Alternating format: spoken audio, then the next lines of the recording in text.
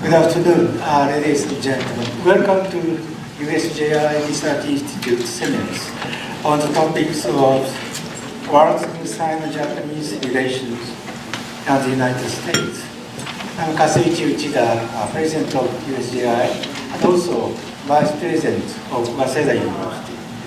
USJI is a non-profit research institute in Washington, D.C., established in April 2009 by leading Japanese universities, now managed by 8 universities, namely Dosha, Keio, Kyoto, Kyushu, Tsukuba, University of Tokyo, Ritsumeikan, and Waseda universities, and financially supported by business societies of both the United States and Japan. The mission of USJI is to promote a policy-related research, to nurture young professionals, and to formulate a community of researchers and policymakers. With regard to research activities, USJI focuses on 3 main issues, such as environment and energy, securities, and regional collaborations. USJI organized a few research teams that consist of researchers from both Japanese and US institutions. And they publish research papers, results, and hold seminars. USJI usually holds a week-long seminar twice a year, in March and September, here in Washington, D.C. And occasional seminars once or twice a month here in the Washington. And also sometimes hold symposiums in Japan. For example, last December, USJI held a symposium titled The First Year of the Abe Administration and Direction for the Future, Diplomacy and Security Strategies. Keynote speakers were former US Ambassador to Japan, Michael Amapost, and Japanese Defense Ministers, Mr. Itsunori Onodera. Also, from last year, USJI started Japan 101 seminar series with US Asia Institute, US Japan Council, and National Bureau on Asian Research to discuss fundamental social, economic, and political issues of current Japan in order to provide useful information to people in Capitol. With regard to the details of our activities, please visit our website. And this week we hold 10 different events covering a wide range of topics. Among them, Event 10, Sino-Japan Dynamics and Implication for the US-Japan Alliance, is co-hosted by National Bureau of Asian Research. Event 9, Building the Tomodachi Generation, engaging US and Japanese students in social problem solving, is co-hosted by the US-Japan Council and the Washington Center. USJI is very pleased to collaborate with these organizations. This afternoon's seminars is titled The Worsening Sino-Japanese Relations and the United States. And I think this is quite important and intense topics for the relations between Japan, China, Korea, and the United States. And we are very fortunate to have groups of experts and distinct speakers. And I'm quite sure today's discussion will be very stimulating and will produce fruitful and productive results. Before introducing today's moderator, Professor Nakato, I would like to ask to receive your permission of videotaping these seminars and open to public through internet. Thank you for your permission. Then Professor Nakato.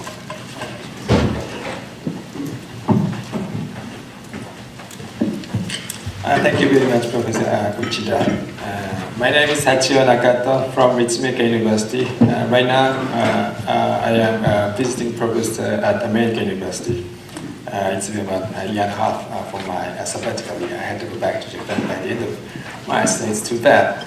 I'm very honored to be chair here of the panel of Japan-China relations, and I'm pretty sure that everybody here is pretty much interested in topic such as of course, the rise of China. Everybody's talking about the rise of China in Washington DC and the implication for that, and also what is the long-term strategic implications of China, or even some people argue that the militarization of Japan and how the United States associate with these problems.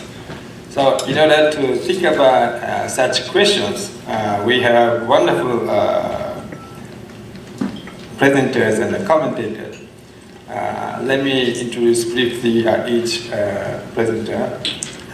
First of all, first speaker is Professor Zhou at American University. He is one of the few experts, I believe, who can talk about Japan and China. He has a lot of experience in Japan, and he was actually a visiting professor at our university, Worsening, and he speaks fluent Japanese as well. And second presenter is Professor Arase. He's now in China. He knows a lot about how the Chinese mechanism is working, and he is also a Japan expert. So he's also in a very good position to discuss about Japan and China relationship, and also the implication for the United States. And finally, my colleague, Professor Lynch. He's a professor at Worsening University. He's teaching US-Japan relations, and also Japan-related Japanese politics, and some other Japan-related topics. He is also fluent in Japanese. He's an expert in Japan, and he's going to make a very good contribution to this panel. So from now on, each presenter give a talk about maybe 20 minutes at maximum, depending on how you make a presentation. And after that, I'd like to ask Professor French to make some comments, and this presenter will respond to the comments. And after that, I'd like to make some time for audience to ask some questions. And when you ask a question, there is a mic over there, so would you please come to the mic and make a question. Now I'd like to start from this seminar. So, Professor Zhou, would you like to start? Sure.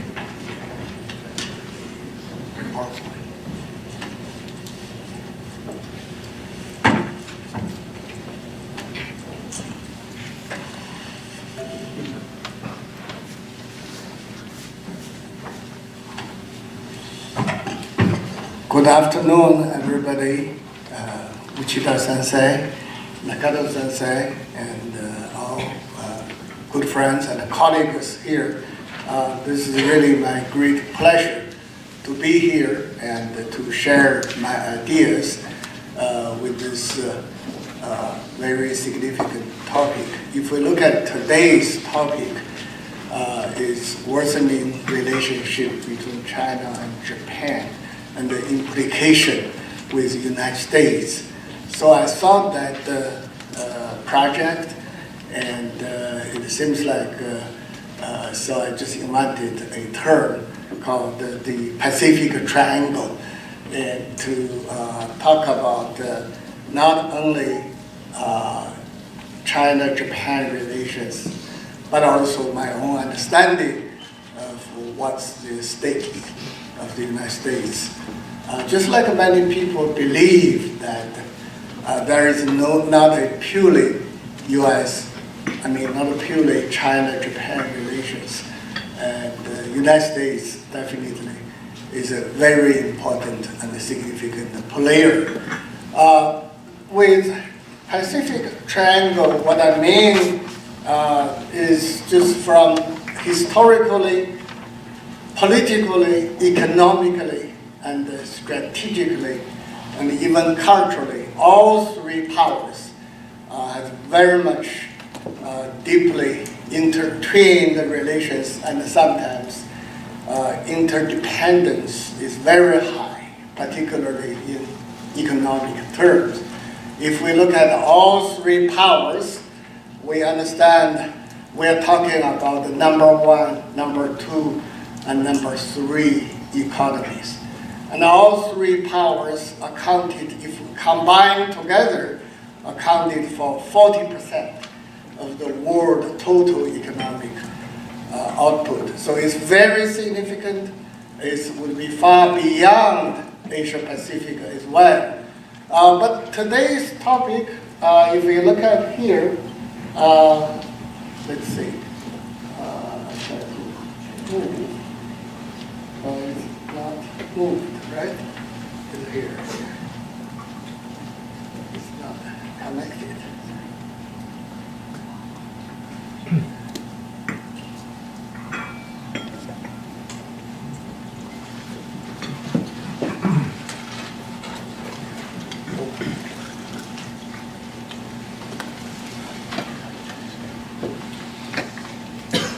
Yes. As I always started with history, current problems, actually, people all familiar with what's the problem.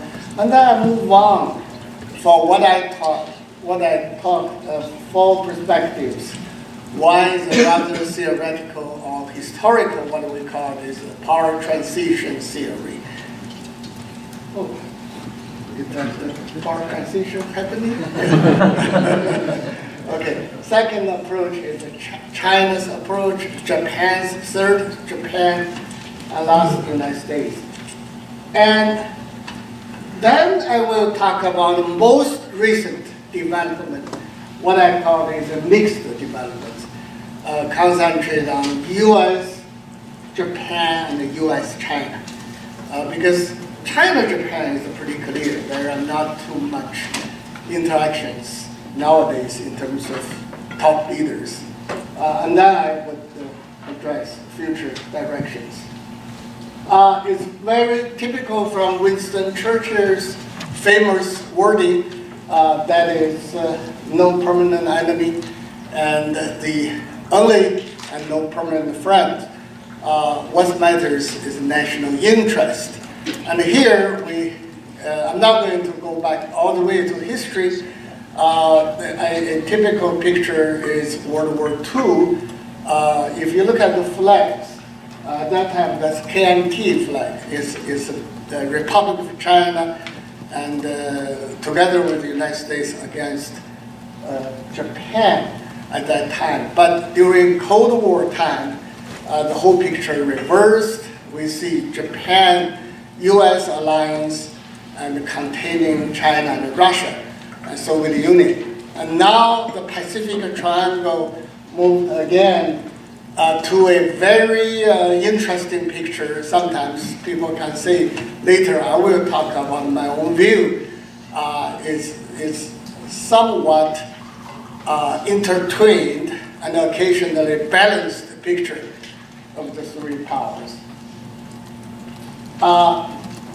Since I will leave more time with the Q&A and later, so I will move rather quickly. I have prepared 5-6 slides. The current problems, if you look at here, is the first one, of course, historical issues. I'm not going to go too much deeply into that. Involved Japan's invasion during World War II, the different perceptions over a number of events, such as comfort woman, such as Nanjing massacre, such as Yasukuni shrine, all those issues related to history issue, and here the wording is unsolved. And then the next important and critical issue, particularly between China and Japan, actually in a way U.S. also involved, that is the Senkaku in Japanese and Diaoyu in Chinese, is still currently is a major dispute between the two powers. And finally, the last problem is political disagreement versus economic integration. Maybe I go back. Yeah, it's back and forth. Lights. If we look at here, we all understand Japan's #1 trading partner is China, and China is very high with Japan, the United States.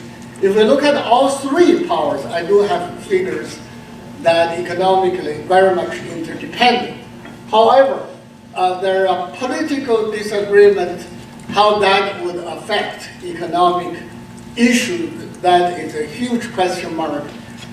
There was a typical saying back to the 90s called saying like, okay, next that is politically called economic war. But now people argue maybe evolve into politically called economic also called. So that kind of is a huge question mark we may look as well. Now, I'm going to just go over all my own understanding of what I call 4 perspectives. From East Asia international relations, so-called power transition theory, and then move to China, move to Japan, move to the United States. I always say that power transition, which for students and scholars here, we're all familiar with the term. It's one of the schools of thought of IR theory. People now many of them refer to so-called China Rising. But I would say power transition is not starting from today. More than 100 years ago in East Asia already took place once. That was when, before Treaty of Shimonoseki, for hundreds, if not 1,000 years, China was a dominant power. There are many books related to that, like David Kahn, University of Southern California, he last year published a book called East Asia Before the West, specifically analyzing that part of international relations. The power transition started with, interestingly, 120 years ago, the time of Nishin Sanso, or China-Japan First War, and China was totally defeated, and with the signing of Treaty of Shimonoseki, that effectively making the first in modern history East Asia power transition. That is, China fell down, and Japan moving up, and Japan became the dominant power in East Asia, in Asia Pacific. At that time, if you look at it, there are some kanji or Hanzi called Jiang-Koizumi. So in China, still refer this as a Jiang. So now we see 120 years later, even though this is only some minor dispute compared to the whole out war, but still, if we put into power transition theory, so there is a question mark whether we see another power transition. That's one of the reasons, my understanding, is both China and Japan very firm in the dispute, particularly the island dispute, because some of them, I'm not saying all of them, referred this might be another power transition in East Asia international relations. Now we move on for different players. China Rising, everybody understands that if we look at particularly the Xi Jinping move to power, called the New Xi regime, and both domestically And internationally, foreign policy, we see domestically with anti-corruption and other more economic deepening reform, and externally, we see a more assertive foreign policy. And that, all of that referred, and some of that with the concept so-called the core national interest. And this Senkaku Diaoyu dispute was related to that, and also referred to the further push to the extension of naval power. So the changing security strategy, instead of a people's war during Mao's period, inviting enemies into the huge inland, that kind of strategy, now move to extended defense policy strategy, that is to move to the, maybe I just back here, so the next one. Okay, let's move on. Japan. Japan's perspective, if we relate it to today, is part of the drive of so-called Futsunokuni drive, that is to have a ordinary country, particularly related to Article 9, to Constitution. That's one of the views. Prime Minister Abe now working very hard for constitutional revision and related to Article 9. And there's other issues, that is economic versus security, whether, and also whether Japan would become a nuclear power. Later I will address that issue as well with a question mark. The only point here, if I can make a comment, is it seems like a history issue is pretty high in Abe's agenda. But to my own understanding, that this is a no-win point. If you choose a battlefield, you don't choose a history, because history issue later I will explain not only antagonize neighbors such as Korea and China, but also will create a problem with the United States. Because earlier we already talked about the World War II period. Now let's move on for the United States. We know that Obama had a recent couple of years, 2-3 years, had a pivot to Asia policy, even though the idea is not a return to Cold War, rather to strengthen Asia Pacific. That's why what we call the Pacific Triangle, because Obama is the one who claimed he's the first Pacific president growing up in Hawaii. So making, there are some pivot to Asia on the one hand. There are some concerns about China rising, about Korea Peninsula, about North Korea nuclear. At the same time, there are also strategic calculations. That is how to engage China. We know Brzezinski's proposed, among others, a G2 picture of a future structure. However, there are no endorsements from either Beijing or Washington. So it just remains as a kind of thinking, but China actually is a target very high. But my understanding is that concerning China-Japan relations, no war is very critical. That is, on the one hand, United States make very clear that is the Nichibe Anbo Joyaku, that is U.S.-Japan military alliance, would apply to Senkaku Diaoyu dispute.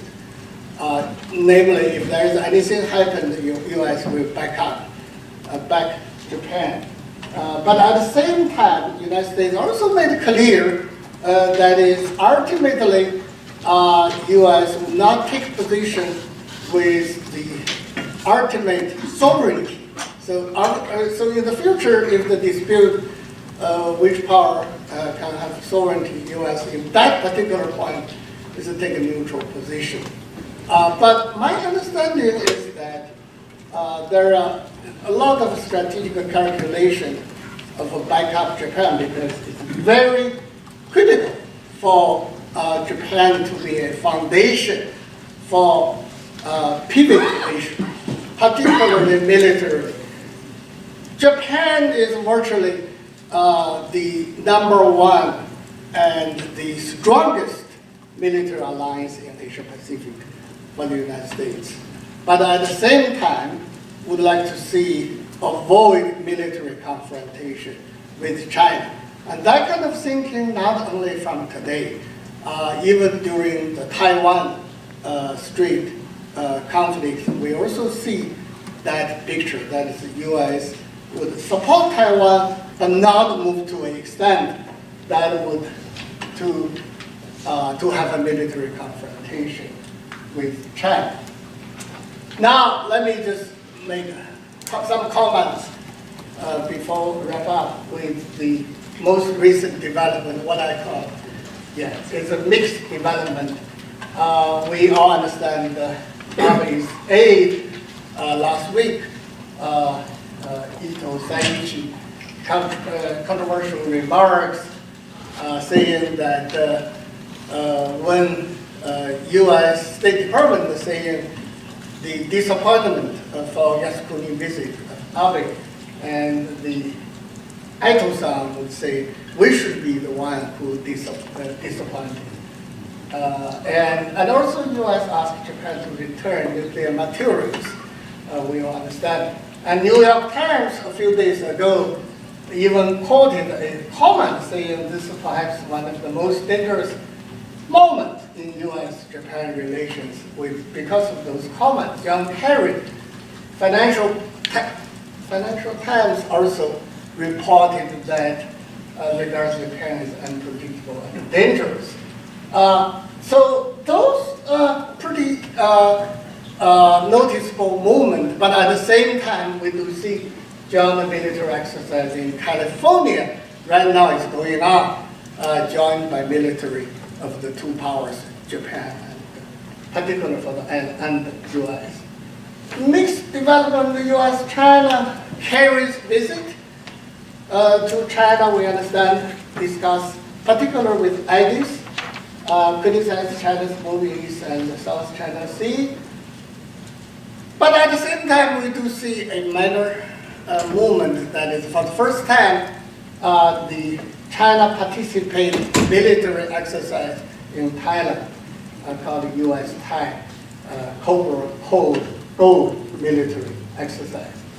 Future directions. So let me just make this concluding remarks.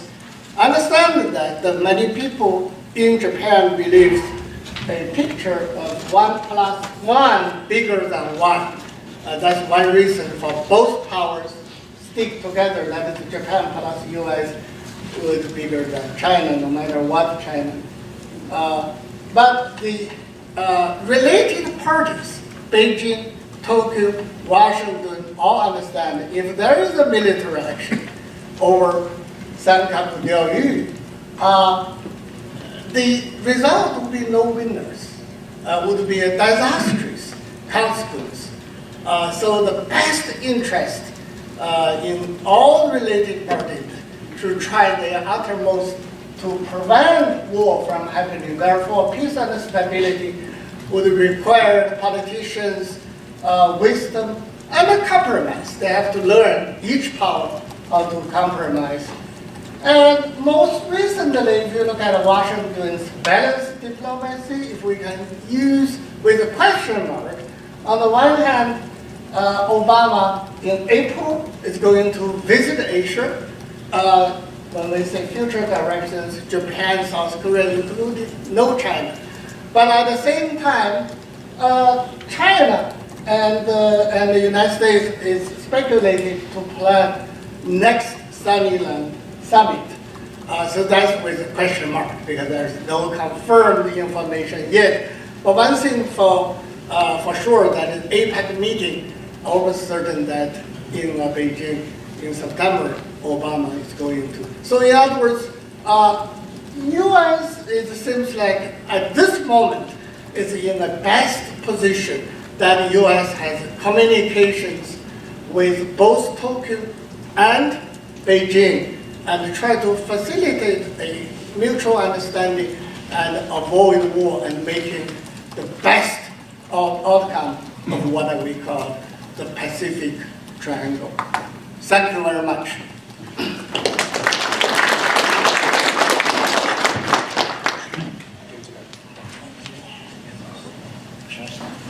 Yeah, go ahead.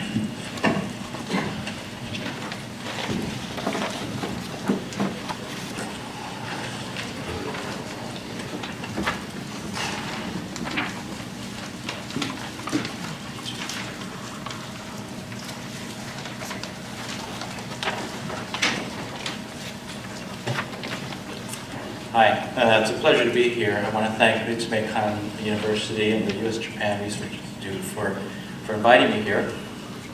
Let me say just a word about my background. I first went to teach at the Hopkins Nanjing Center in September 2011, expecting to stay there just for 1 year. However, I enjoyed the interaction with the students, the Chinese, and with also the international students, and also my Chinese colleagues so much, I decided to stay there indefinitely. So I'll be there for at least the remainder of my multi-year contract, and hopefully it'll be renewed. We'll see. But I quit my job at Pomona, where I've been teaching for over 20 years. I'm really enjoying this new turn in my career. I've immersed myself in China studies, the language, and returning to the study of the language, and history and politics. And this topic is very, it's I guess in a way it's really appropriate for a Japanese American living in Nanjing and talking about Sino-Japanese relations and what it means for the U.S. So anyway, I wrote a paper on this. I think the Institute has it. If you want a copy, you can ask them for it. It covers a lot of ground, so I really can't afford to summarize it. So what I'll do is just repeat a few points I make in the paper and save time for Q&A.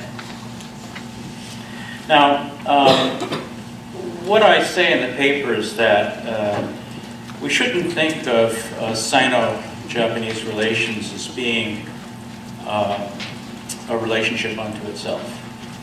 That is to say, the Sino-Japanese relationship is really driven by one central fact. The big driver of change in this relationship is China's increasing power. It's projected to surpass the GDP of the US in 2019 or so. If you look at its military spending, by 2015, IHS, Jane's defense consultant, estimates that China's defense spending is going to be larger than the defense spending of the next 12 Asian states, and that includes Japan and India, South Korea, Australia. So you can see China's rise has been very rapid. And a rise in power of this magnitude is difficult to adjust to because people's perceptions tend to lag behind this rapid change in capability. And this change in capability means it's not just Japan being affected by this rise in power, it's also the United States. And so the proper context to look at the Sino-Japan relationship really is a global framework. And the Chinese think of the world in very realistic terms. So what this means, from a Chinese perspective, is that China is now a great power, equal to the United States. The world has changed from being a kind of a unipolar system to a bipolar system. Now, the role of a great power in a bipolar, in any kind of system, is to create order. Order based on that power's interest. And in this new bipolar system, China expects to have a new relationship with the United States and coincidentally with Japan.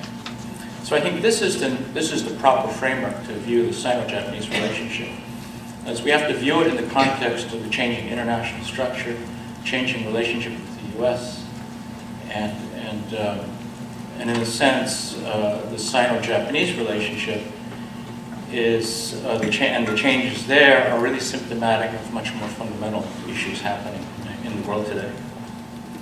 So, at the global level, what it means is that China wants a new type of great power relationship with the United States, which means a relationship of equality, equal rights and privileges, and this is a privileged relationship. That is, the U.S. should treasure this bilateral relationship above all others, including its relationships with its allies. Why? Because the U.S. needs a peaceful, cooperative relationship with China. At the regional level, China is talking about constructing a new order in Asia. If you follow the workings of the leadership and their planning, in October there was a high-level work conference on diplomacy to the surrounding areas. And the concept that comes out of that meeting is something called a community of common destiny. Menyung Gongtongti, or Meiyun Kyogotai. This concept, I think, is very important. You see it being mentioned subsequently, very prominently, in the trips of Xi and Li Keqiang to ASEAN. Most recently, it happened this past week during the China-Pakistan summit, where China is calling for this community of common destiny. Now, what does it mean? It means that China wants to create, in a geopolitical sense, a more secure region for itself, and it also wants to reorder the region in some sense. Here, the importance of history comes into focus. China has a very strong historical consciousness, as you know. And what looms large in it, particularly after Jiang Zemin's effort to recast the ideological foundations of China from socialism to nationalism. This historical consciousness features the so-called century of humiliation, from which China must recover. And so now China is a great power. It's in a position to reorder the region. And so it's in a position to recover from this century of humiliation and recover the status and territories that it lost after Western imperialism arrived and during this so-called century of humiliation. For this reason, international law really isn't the proper foundation for settling things like territorial disputes. China's historical memory is the proper foundation for settling territorial disputes. This is the just outcome. And any country that tells China no is denying China its legitimate rights as a great power. And also because China believes that it's entitled to create a more just order in Asia for itself as a great power. Now, as far as the bilateral relationship with Japan is concerned, I think Japan is a bit of a problem. If China wants to reorder the region, Japan is first of all a rival for leadership. Secondly, it's a strategic issue because it's an ally of the United States. And historically, it plays a very big role in terms of domestic legitimacy because Chinese nationalism is tinged with a very strong anti-Japanese flavor. And this nationalism and sort of rectifying the wrongs of history play a very large role in the mission of the party. And so what this means is that Japan, for all these reasons, is a target of special attention for China today. And so China would like to change this bilateral relationship in ways that suit its interests. And I think in the longer term, these changes will include things like getting Japan to see that its interests really lie in joining this community of common destiny that China is creating in Asia, which is going to require Japan to rethink its alliance with the United States. By the way, when I say Japan, I'm also referring to other Asian allies of the US, like the Philippines. They're in the same situation. It's not anything that the Philippines or Japan is doing in particular today that's causing the tension. What's causing the tension is China's desire to reshape the region territorially, politically, in terms of security, in terms of economy, because it feels that it's entitled to do this. The Pacific is big enough for both countries, Xi Jinping says. It is. If you draw a line down the middle of it, one half can go to China, the other half can go to the United States. Right? So this is one of the issues behind this term, and using this term, the new type of great power relationship. I think the U.S. has to get very clear on what exactly China is thinking when it uses this relationship. The U.S. cannot thoughtlessly use this term and say we support it. Okay, so it's really got to think and investigate what exactly is behind this phrase. Now, as far as what to do in this situation,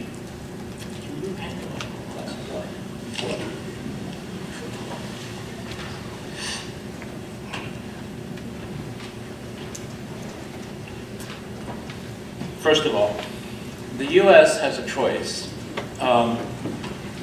It can accommodate China, which would mean that, for example, when China gets in disputes with the Philippines or with Japan, the role of the U.S. is not to protect these countries. The role of the U.S. is to protect its relationship with China. And to do this, the U.S. should urge its allies to accommodate China. This will result in a win-win outcome where there's no lose-lose war. Right? The alternative is for the U.S. to defend its current position, influence, and assets in the region. Not only that, but the normative basis of regional order, international law, and accepted international norms. If the U.S. wants to do this, if it wants to defend its position in Asia and maintain its global influence, the U.S. has to rethink its tendency to take a so-called balanced approach to China and its U.S. allies. It can't reassure both sides at the same time. Why? Because when both sides, and I'm talking about China versus a U.S. ally here, when both sides are on a collision course, marching toward ever higher tension and military conflict, you don't want to reassure both sides of support, because that only accelerates the outcome you don't want. Okay. So what the U.S. really has to do is come up with a way to prioritize its relationships. Not sacrifice one for the other, but to prioritize. And this is something the U.S. has to work at. Next, the current U.S. policy is based on a military threshold of U.S. engagement in conflicts between its allies and China. This has to be rethought because this threshold of engagement is too high. China has worked out a strategy of winning territorial control at the expense of the sovereignty of its neighbors, below the threshold of military action. And so what the U.S. has to do, if it's going to resist this encroachment, because right now the U.S. approach makes it irrelevant in the struggle at this level. The U.S. has to come up with counter strategies and deterrent strategies below the military level, involving political, economic, and other ways of signaling to China that these attempts come at some cost to it. And then it has to be careful not to trigger fears of abandonment in its allies. One problem that happens when you have an ally and you sort of suggest that maybe your support for that ally is not so strong, not so ironclad, that it's conditional in the face of an external threat, third-party threat, you're going to induce panic, higher levels of fear, unpredictable behaviors.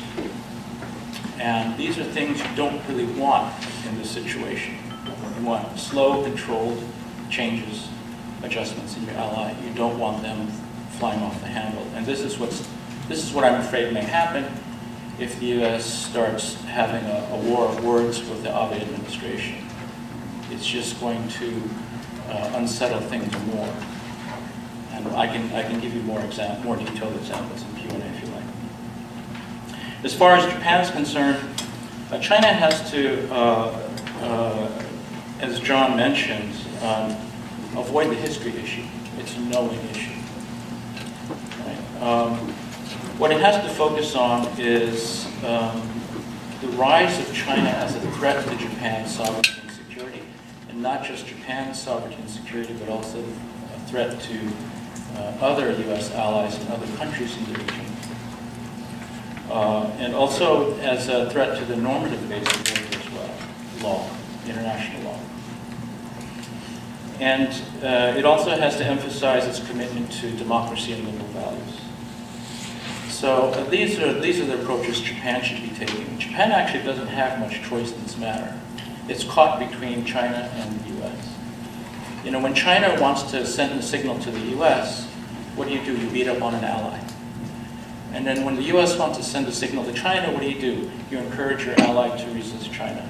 So the ally is stuck in the middle. So in other words, Japan really doesn't have a lot of choice. The Philippines doesn't have much choice. They're going to have to adjust to what the big powers decide to do. So that's why I say at the beginning, and this is I think why John says, you have to look at the Sino-Japanese relationship in the larger context of U.S.-China relations for it to make any sense. Because what Japan is doing is not actually causing the situation. What's happening is that the force driving change is really China's rising power, and its desire to reorder the region. Now, the final point to make here is that the U.S. also has to be very careful as it does this to give very serious consideration to accommodating China's legitimate needs and interests. But it shouldn't do this through a G2, a great power approach, because this will only encourage China to persist with this new type of great power relationship idea. The U.S. has got to focus more on multilateral solutions that are norm-governed and that have the support of other countries in Asia. And in a sense, to try to reassure China, engage it to discuss its insecurities, its fears. After all, China has been the greatest beneficiary of the status quo.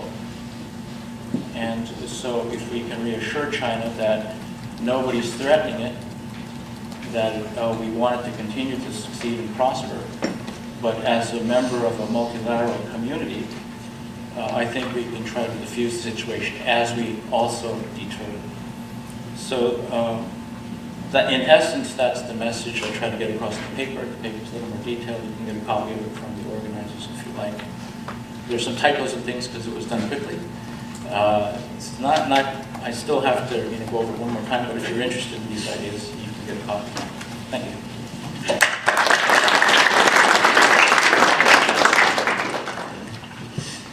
Okay, thank you very much for both speakers for your thoughtful presentation. So now would you like Professor Lynch would like to make a comment? Sure. Here or Perhaps from here. well, you can kind of. Okay, I'll stay seated, I think. Okay, so first of all, thank you very much to Professor Zhou, Enlai, and It's a privilege to appear on such a stimulating, interesting panel, of course, with such an esteemed audience. So to make the most of this session and the resources we have at our disposal, I'm going to limit my questions to 2 to allow as much time as possible for Q&A. So I'll feed both of these to the panel and then we can take the time to consider their answers. So the first one, what are the implications, if any, for the security of Northeast Asia of today's announcement of a possible reduction in the US Army to pre-Second World War levels? And the second question.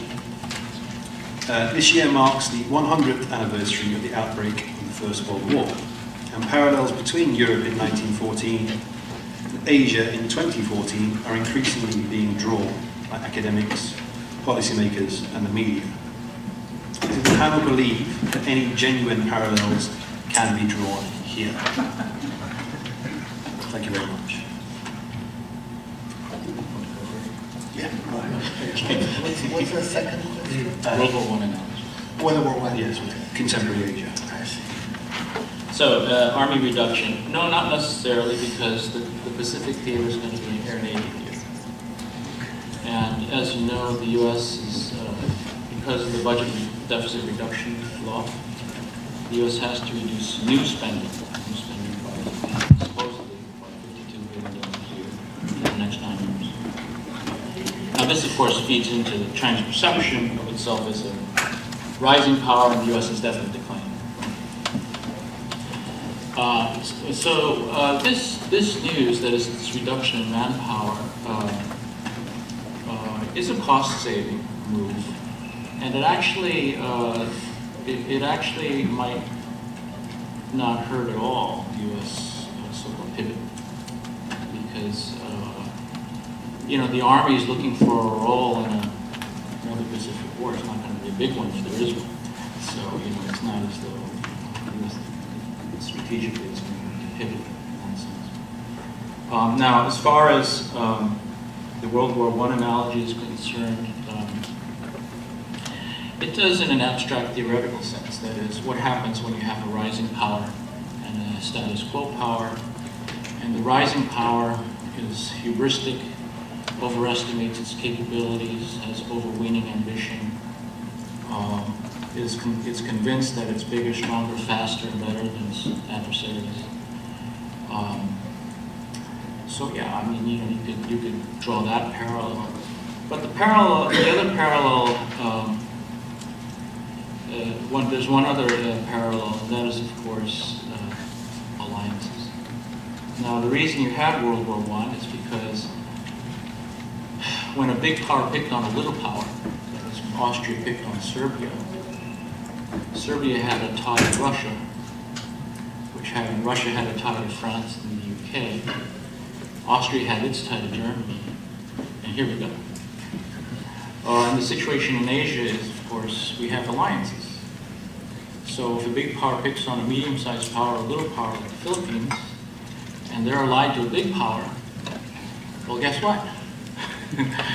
Right now, when Austria picked on Serbia, it wasn't expecting other big powers to get involved. Just as China does not expect the US to get involved in, let's say, the Philippines or Japan, or particularly over a bunch of rocks. So here is where the element of misperception, miscalculation, hubris is very large. And this is where, in particular, if you look at the Chinese side, its decision-making, the information its leadership gets, it may not have very good information on which to base a decision. So it's incumbent on those elsewhere, like in surrounding countries in the U.S., to make the leadership in Beijing aware that of possible consequences of its actions. I'm sure a PLA general is not going to get any promotion if they go to the party leadership and tell them that they can't do what they're advertising. And I'm sure academics in China aren't going to win any great fame if they tell the leadership that maybe they should not be so ambitious. So that's my fear. And living in China, I can say that I think this actually, I'm a little concerned about the kind of information leadership gets sometimes. So I am actually concerned about miscalculation on the side of China, overconfidence, and leading to outcomes that when they come about, the Chinese side may not accept. So I think that it's time to start to seriously rethink our strategy toward Asia as a whole, because we need a regional approach. It can't be bilateral, and it has to be coordinated and below the level of military deterrence. Yeah, let me just quickly thank you, Thomas, for your good questions. The first question regarding whether we see a U.S. decline of power, particularly related to the recent announcement. My own thinking with 2 points. One is so-called big picture, and 2 is current reality. The first one is I mentioned already, many people talk about the power transition theory rising in China. In a relative sense, we do see the gap between China and the United States rapidly narrowed. Having said that, I don't think China will catch up the United States militarily anytime soon. There are huge gaps, my understanding, in military security terms between the United States and China. China's economic GDP and others may appear pretty rapid development, but in terms of military equipment, if you look at the aircraft carrier of China, we have, I would say, half, like Liaoning, and the US have 11, 12, and others, so fully equipped. So, that is very well indicated, the power situation. That's my second point. And also, Secretary of Defense Canada already announced a couple of years ago that the U.S. would move 60% naval power to Asia Pacific from Europe and from others. Having said that, we do see U.S. is a comprehensive global power. Asia Pacific, even though it's very much on the top priority, however, there are Middle East, even Central Asia and others, even Europe occasionally, really deserves much more attention from the United States. So we do see a diversified attention, even though there is a pivot to Asia strategy. For the war analogies, I guess David is very detailed. I'm not going to get into that details. I just say that we do have World War I, World War II. We also have a Korean War. We also have other wars. There are some parallel situations, but on many specific occasions, I don't think it would be very helpful to simply make an analogy. We have to make analysis of concrete situation of each player.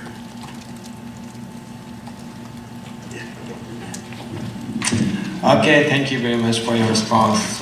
We have 30 more minutes, and it's about time for the floor. If you have any questions or comment, please come to the front, and then in front of the mic, you can please identify yourself and ask some questions. Okay.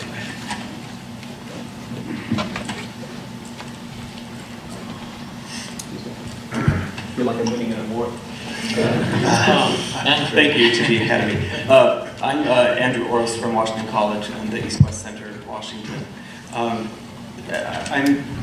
I'm intrigued that both of the presenters talked about China's increasing global role, and although the panel is focused on Japan-China relations in the title, I wonder if you care to, either of you, to comment on whether you see China playing a larger role in maintaining order globally, beyond the region? And if so, how that will affect China's power projection capabilities? And just to provide a bit of context, it seems to me that I was sparked by this in the response to the question from Professor French, that US military assets are distributed globally, right? So even though we spend much more money on defense than China, we're not focused on just one region. So I guess just to build on my initial question, do you see China then also distributing more of its assets globally in a way that will benefit a more equitable balance of power in the Asian region, or do you see China as continuing to focus its attention to the Asian region? Thank you. Maybe answer. Okay. If you have any related question, maybe we should have a few more questions, then maybe you can answer questions. Any question? Yes, please.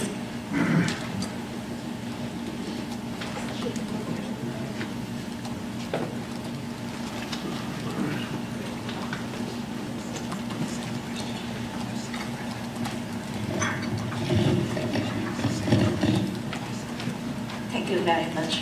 My name is Jeannie Nguyen with Voice of Vietnamese Americans. Thank you for the presentation. Especially thank you for the presentation of Dr. David Ellis. It's very comprehensive.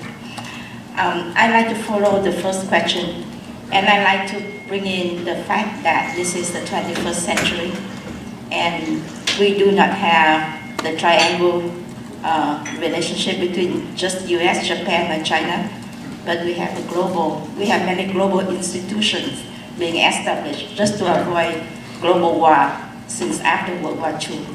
And we also have almost 6 billion, rising 7 billion of people. And they are the main market that both US and China are aiming at. And so does Japan. So in that context, China, I've heard from Chinese scholars that is actually not very homogeneous. It's very heterogeneous. And in that 1.3 billion market that the US wanted to access but have not yet been able to, there's only about 3 million Communist Party members are under the current central leadership. So there's 1 billion Chinese who very much aspire to peace and to humanities and many others that share the same values with the US. So the question is, can we give China a choice of a price it will have to pay to disrupt the current stability? And I'd like to bring it back to the South China Sea, where Vietnam, the Philippines, and 6 other claimants are very much concerned. They're not concerned about war, but they're concerned about daily livelihood, fishing, food, and that's an immediate need. It's not 10 years from now. We cannot wait for 10 years for China to come up with a code of conduct. And I believe that Prime Minister Abe had made clear that there's a link between the conflicts between Senkaku, the East China Sea, and the South China Sea. There's a clear link. And he has said that if somehow the US allow China to advance the conflicts in the East China Sea, China would certainly take that as a message and advance itself in the South China Sea, which it has. After it announces ADIZ, it has also announced the regulations on the fishing in the South China Sea. But I also like to take this moment to remind all of the US DOD and veterans that in 1974, the US has allowed China to took over the paracels, and that's what led it to this day. In 1974, the South Vietnamese was actually the ally of both Japan and the US in the war against communism. And we were abandoned. And it led to that, from that day to now, that China is allowed to draw its own 9-dash line. So come back to the current situation. I'm asking older scholars to bring back to the table the South China Sea, the livelihood of the people in that region, and globally, and especially the rule of conduct in the 21st century.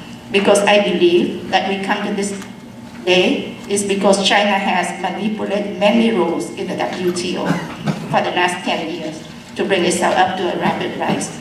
It didn't play by the rule. It did not play by the rule. So if we continue to try to talk to China, asking it to obey the rule, I don't think we'll get anywhere. Thank you. Okay, thank you very much.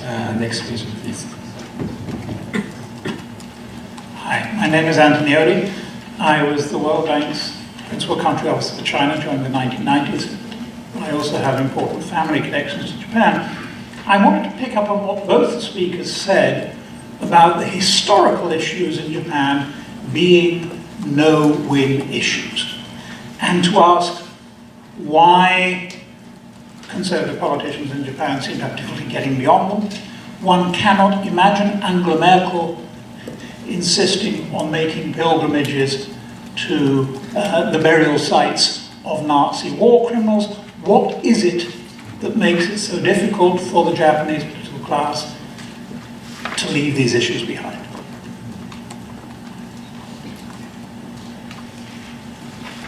Okay, please. You're ready? Maybe next time. Well, you just Okay, yes, please go ahead. Okay. It was mentioned a few minutes ago that, Oh, yes. Could you identify yourself? sorry, Mallory Starr, I'm with the U.S. Asian Cultural Academy and on the board of one of the divisions of the Library of Congress. And it was mentioned that China may not soon attack the U.S.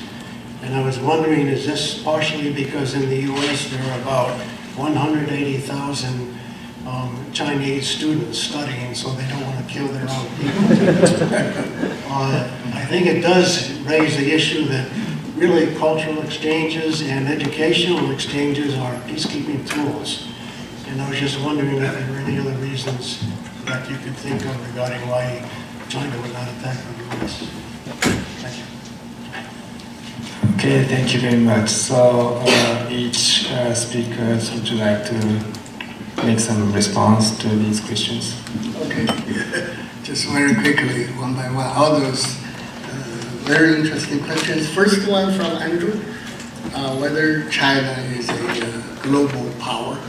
Actually, currently I'm teaching Chinese foreign policy seminar at American University. One of the textbooks I'm using is called China Goes Global.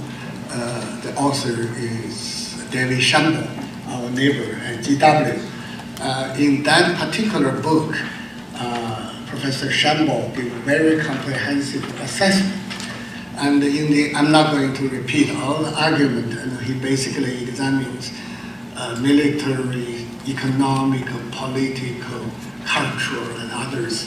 And in the end, the conclusion he made is China is only a partial power. That's the term he used.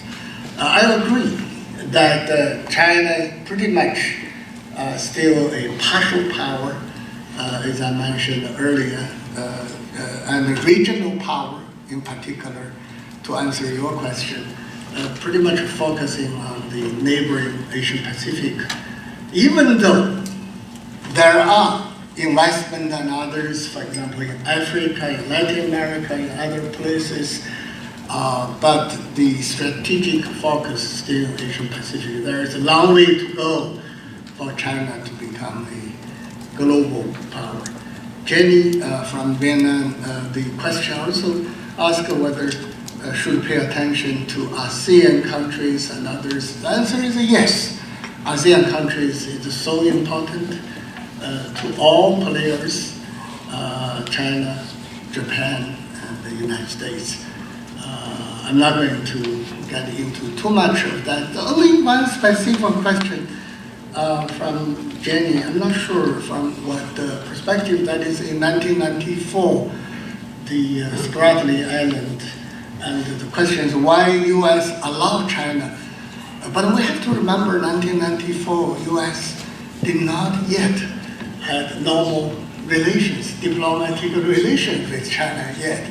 Still after 5 years, and the U.S. fought wars with China a number of times, Korea War, Vietnam War, and all others. I don't think at that time would pick up the momentum to have another war with China. In particular, if you look at the situation at that time, still the common enemy between China and the United States was Soviet Union, Soviet expansionism. So that's just one comment. And the comments regarding why should talk with China. I'm not sure if not talk with China, what could we do? You know, should we always have war with China? Should we? So that's you know what are alternatives? You know, of course there are many ways, diplomacy and others. But I still think the engagement would be, you know, right now there are all kinds of different conversations. John Kerry, Obama, and others, top leaders of this country moved to China to talk, and the Chinese leaders come to this country. And those kind of conversations, including WTO, is part of to bring China into what we call the international political and economic system. So this is one of the ways.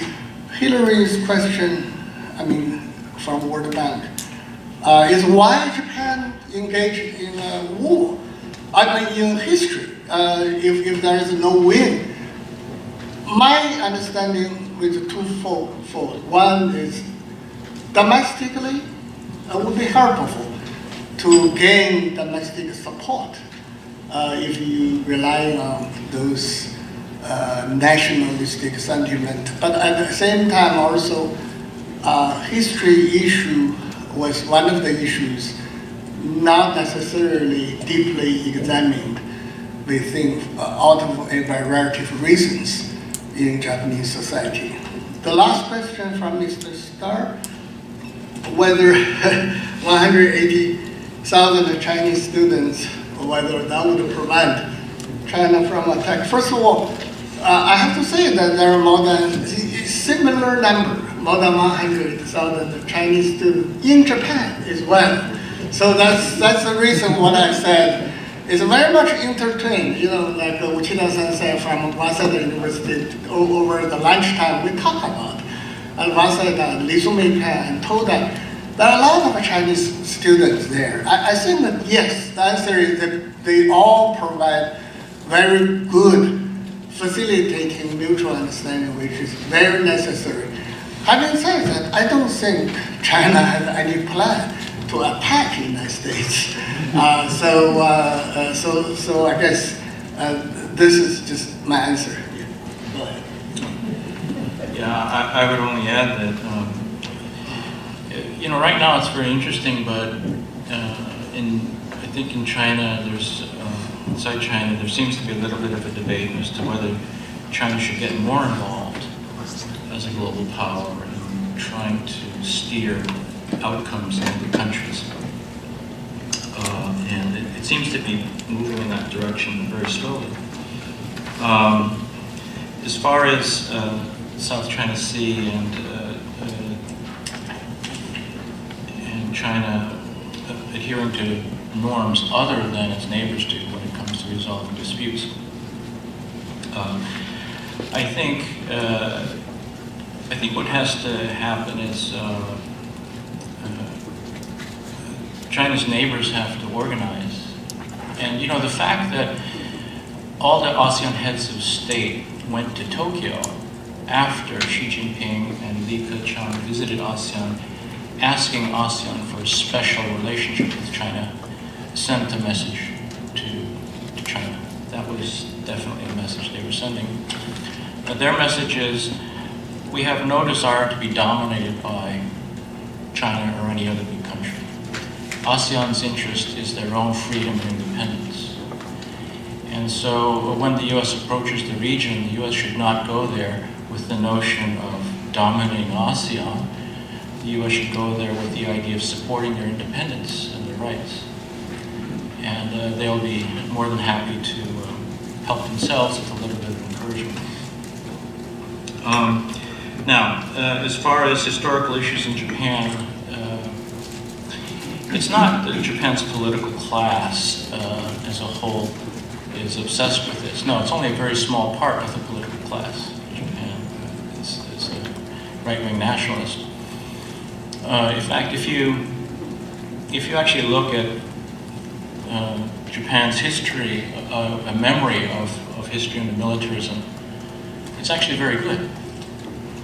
In fact, every few years the Cabinet Office, the Japanese government, does a public opinion poll on attitudes towards security and defense. And the question they always ask, and this is worth looking up, the question they always ask is, how many, or would you be willing to join the SDF and fight if Japan were invaded by a foreign army? And what do you suppose the percentage is of Japanese who said yes? Any guesses? I asked this question in China, 70%. Those bloodthirsty Japanese, you just know they're dying, they're just itching to fight. Well, the real answer is about 6%. And another question is, if Japan were invaded and occupied by a foreign army, would you join a guerrilla group? Like Mao and Yana, Would you join a guerrilla group and resist? The number was, what would you guess? Well, the real number is about 2%. Now, the right wing has been trying to change the Constitution ever since it was inaugurated in 1947. That's 66 years or so. They have not yet succeeded, even with all the help China is giving them. Why is that? It's because Japanese people remember very well how awful life was under militarism. And they don't want to go back to that history. They just know it. They don't want to give up the Constitution because they like democracy, they like individual rights, they like peace. And they're not willing to go back. So Japan, I think, actually remembers history very well. It's just a few right-wing elements who have sentimental and family ties to the pre-war elite who have nostalgia for that era and who believe that Japan's failed leadership, that failure of leadership wasn't through any fault of Japan's. Everybody else was to blame, except for the leadership. So I don't have a lot of sympathy for that element of the political elite in Japan. But I think the Japanese people actually do, despite the fact that their history textbooks don't tell them much about militarism. They instinctively know they don't want to go there. So, and then finally, as far as cultural exchange, of course, and by the way, I think the correct number for Chinese students in the U.S. is about 260,000 enrolled at all levels in universities. So that's, by the way, that's more than Japan has soldiers. Japan has about 240,000. There are more Chinese students here than there are Japanese soldiers. Professor French, would you like to add something? Yeah, I've got one or two small comments, if I can clear my throat.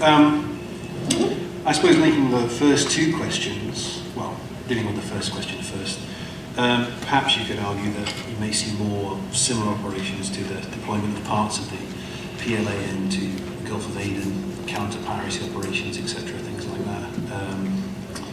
Gaining experience, of course, for that force. Linking to the second question in a same other way of perhaps, Japan in particular trying to redistribute the balance of Chinese naval assets and paramilitary naval assets in its favour, could be viewing the support by Japan for the requirement of more depth in paramilitary naval capabilities in Southeast Asian countries as a way to divert Chinese assets away from Northeast Asia into Southeast Asia. Historical factors, there's a number of different things you can bring into account here, and different people weight them in different ways, of course. Family connections, as Professor Arase said, Abe himself, of course, grandson of Kishi, Manchurian railroad man. Some people argue, of course, support base in the LDP. There's a core of that which works on command after the visits to the Yasukuni shrine, although I'm not really one who supports such an argument. Another interesting way to view it might be that it's used as a tool to provoke China, to kind of cause an echo effect. This is particularly supported by people who argue, for example, that Abe is exploiting the situation to provoke China and hence then provide more justification to attempt a possible, although again highly unlikely, revision of the constitution or a deeper of SDF capabilities. I suppose another is they generally view Japan as more of a victim of World War II than a victimizer. And finally, I suppose an issue of national sovereignty, perhaps. Japan reserving its right to spin its own history in its own way inside the minds of these right-wingers. Okay, thank you very much. I'd like to have a few more questions if you have. So, if you have, would you please? Okay, yeah, all of them, please. All of them. If we have enough time, but yes. Hi, my name is Al Madison. I was wondering how the Trans-Pacific Partnership, TPP, proposed Asian trade deal fits into this overall tapestry. I'm sorry, would you identify yourself, everybody? Alex. Hi, my name is Colleen Gilstad. I'm a private citizen who lives in Singapore currently, American citizen, and a lot of the discussion seemed to be talking about like economic powers, like just powers that are just protecting their economic interests. And I'm wondering what you think about the dynamic of ideology. The Chinese are very practical, so I'm sure they're all about getting resources. You look at what they're doing in Ethiopia, etc. But Americans, if you hear the U.S. ambassador speak in Singapore, ideology is always a big part of how we talk. And when we're engaging China, I mean, the Chinese never comment on how our government is governing its own people. But our Secretary of State, our officials criticize Chinese human rights. And how do you think this plays into the dynamic of our relationship? Atoshi Matsukiyo from Science. My brief question is about now that many American people and some congressmen and women show their reluctance to aggressive foreign policy, to aggressive attitude in foreign policy. Instead, they favor focusing to protect only core national interests of the United States. And so, as one possibility, what do you think how would such attitude give an impact to the United States foreign policy in Southeast Asia?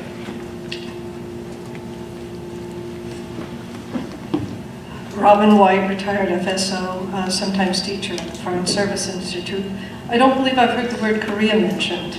And while the subject is Sino-Japanese relations, certainly the Japan-ROK relationship is a threat to the US in a way, and the DPRK is a threat to everybody. So, some comments on that, please.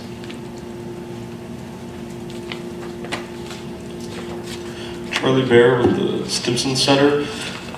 Professor Zhou, you spoke to the idea of the US needing to develop policy mechanisms short of military action in response to Chinese mechanisms that are short of military action.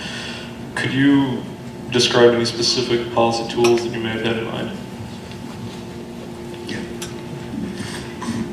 Let me just make, those are very good questions. Why don't I start with Charlie? The last one asked me about what U.S. mechanisms could be with China. I think definitely, China now is one of the top target of foreign policy here in Washington. Actually, increasingly, for example, I just mentioned I'm teaching U.S.-China relations as well at American University, and the U.S. foreign policy program already put that into U.S. foreign policy program as well. Many of that program students came to the seminar. The mechanisms develop multi-layered and multi-dimension. What I've been seeing over the past few years, from very top level so-called summit, we just mentioned the Sunnyland in California, and now the next round most likely will be in China.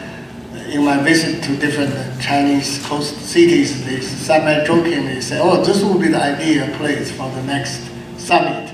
So of course, it's up to White House and Zhou Enlai to make decision, when would be. But definitely this would become my own opinion, guess, would be a norm. That is, the two leaders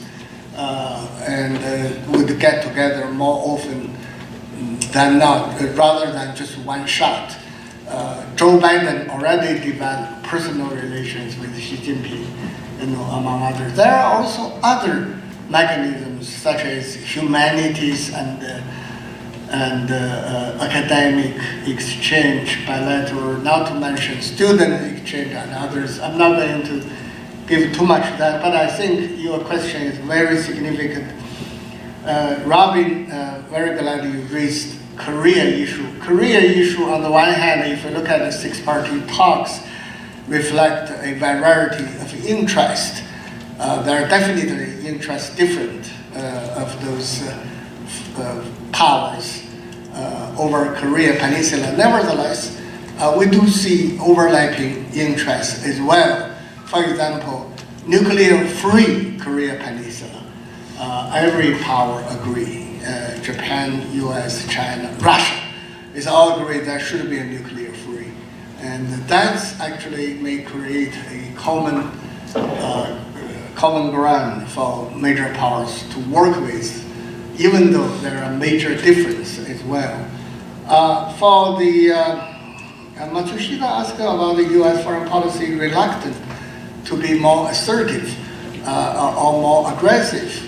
I think that's actually, as I mentioned earlier, I see actually U.S. foreign policy among what I call the Pacific Triangle. By the way, this is because today's meeting with that three powers related, I use that term, but not mean I pay no attention to ASEAN, pay no attention to Russia, no attention to India. There are many, many important players. But in this particular sense, I think U.S. Foreign policy is quite successful so far. If you look at Japan, China, no talking of high level. Even minister level would be a news. Japan, South Korea, last week there is a bureau chief meeting, already news, say, oh, Park Geun-hye refused to meet with Abe. So the United States maintain quite relatively working, or even sometimes cordial relations with all the related parties. This is a reflect, I think, diplomatic skill and also the position of U.S. For Komiko asked about the ideology, particularly human rights. Naturally, this is what I always say is soft spots of Chinese foreign policy. So in other words, soft power, if we look at the soft power, China is very weak. I can talk more, but this is definitely ideology and others is very weak. Alex asked about TPP, that's economic dimension. Naturally, it's very important. We do see evolving, and that's also another platform connect US and Tokyo together in an ASEAN country. China is still in a hesitating stage how to deal with that. But ultimately, we do see an economic integration Trans-Pacific, and also there are, of course, economic competition among major powers. Yeah, let me bring together the TPP question, the first one by Alex and the last one by Charlie about how to make China pay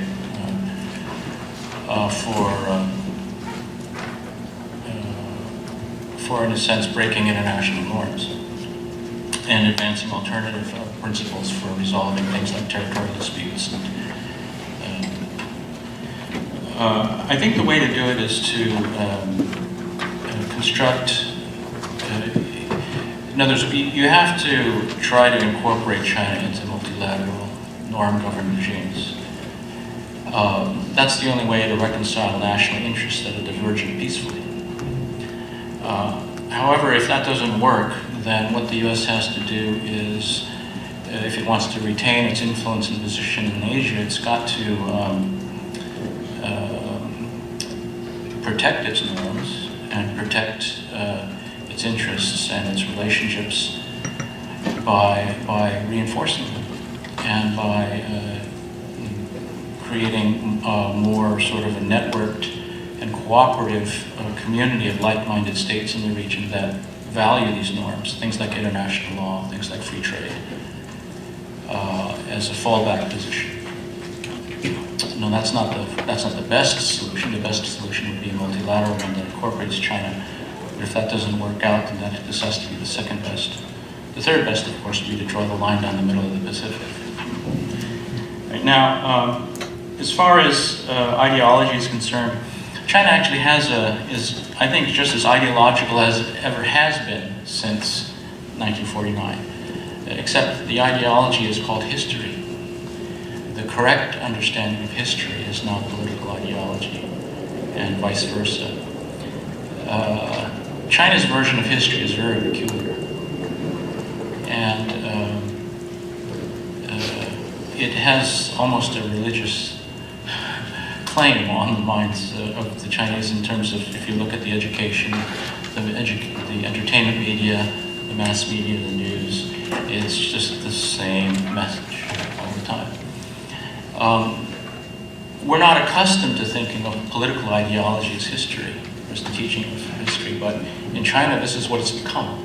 This is what's meant by patriotic education after the failure of socialism and after China rejected liberalism and popular consent for government after Tiananmen, right? That wasn't going to work. So the only thing left is nationalism, patriotism based on a correct understanding of history.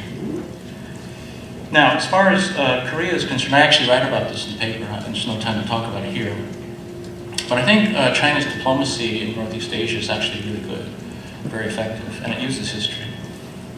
So, for example, it uses the history card to claim the Diaoyu, or so-called Senkaku Islands. It uses history to politically isolate Japan. It uses...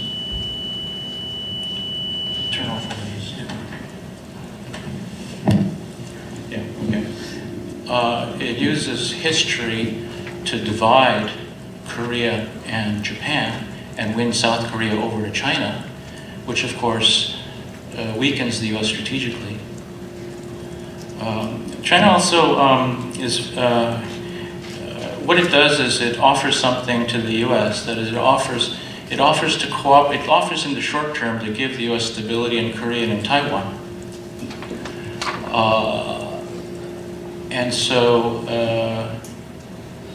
and for this reason, the U.S. is invested in a friendly, cooperative relationship with China. So when China tries to take the Senkaku or Diaoyu Islands from Japan, China expects the U.S. to give it a hall pass on that in the interest of stability and the greater interest of stability in the region. However, what this diplomacy does is it gives the U.S. a kind of a short-term gain. If the U.S. believes that China is maintaining stability in the region to help the U.S., that's something the U.S. is free to believe. I'm not convinced. But what China gains from this, of course, is undermining the U.S.-Japan relationship and dividing Japan and Korea. South Korea, by the way, gains a lot from this Sino-Japanese conflict, because who benefits the most in China when Japanese firms face patriotic criticism from China? Toyota sales go down, Hyundai sales go up. So South Korea is a great beneficiary of this bilateral historical and political and propaganda conflict between China and Japan. So the U.S., I think, has to be a little more astute in seeing what's actually happening and figure out a better counter strategy. It's one thing to talk about a pivot, but to actually think it through takes more than just, a slogan. Okay, Professor French, if you have maybe 1 minute. Yeah, 1 minute, okay. I'll be as fast as I can. Yeah, I suppose that just finishing off on the Korean point, looking back to my previous point about using nationalism or this rhetoric as a kind of echo effect. I can't remember the paper, but someone's observed that the ramping up of tension over Takeshima or Dokdo tends to occur often at certain points in the Korean electoral cycle, particularly in the lead up to a major election, to help with support. Excuse me. And again, looking back to family connections, the current South Korean leader's father, of course, being a former Japanese Imperial Army officer and also a dictator, it kind of helps to have something to direct attention away from that occasionally. Almost the current leadership has to be super hardline against Japan to show that the connections with history have been severed in that sense. Time is up. I'd like to thank the panelists and the audience for your cooperation. I'd like to close this session. Thank you very much.